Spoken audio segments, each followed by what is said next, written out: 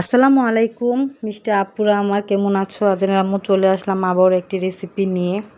আমসত্ত্ব টক ঝাল মিষ্টি বানাবো। ছোটো মেয়েটা আবদার করছিল একটু আমসত্ত্ব বানিয়ে দিতে, সেই চিন্তা করে ভিডিওটা করলাম আর তোমাদের মাঝে চলে আসলাম। তোমাদের যদি ভালো লাগে এভাবে বাসায় তৈরি করে ছোট ছোট মামুনিদেরকে দিবে। সব বাচ্চারাই পছন্দ করে টক ঝাল মিষ্টি আমসত্ত্ব। তো আমি স্বাদ মতো লবণ দিয়ে দিলাম। একটু লবণটা বেশি দেওয়ারই চেষ্টা করবেন, কারণ আম একটু টক থাকে। আর হচ্ছে গিয়ে আমটাও একটু দেশের কাঁচা পাকাই ছিল। ভাবি বলল কয়টা আম নিয়ে যাও, সেজন্য নিয়ে আসলাম। আর হচ্ছে গিয়ে আমার শরীরটা ভালো ছিল না, তার জন্য দেরি করে ফেললাম।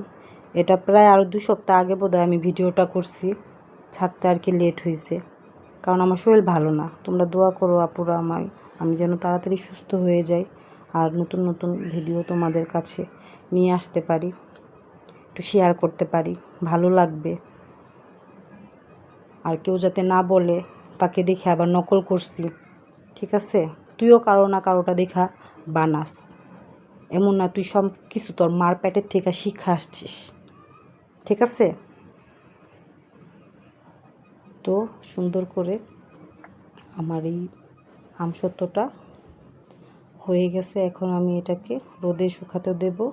তার জন্য একটু সরিষার তেল মেখে নিলাম, না হলে লেগে যাবে। এই কুলাটাতে ঢেলে দিলাম সুন্দর করে। এভাবে বাসায় বানিয়ে খাবেন, খুব ভাল লাগবে।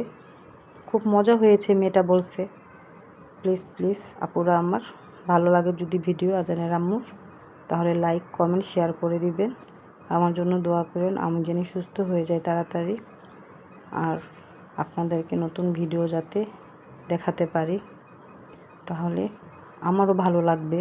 আমিও তাড়াতাড়ি সুস্থ হয়ে যেতে চাই। সামনে ঈদ আসছে, আরও ধামাকা নিয়ে আসবো। আল্লাহ হাফেজ, সবাই ভালো থাকবে।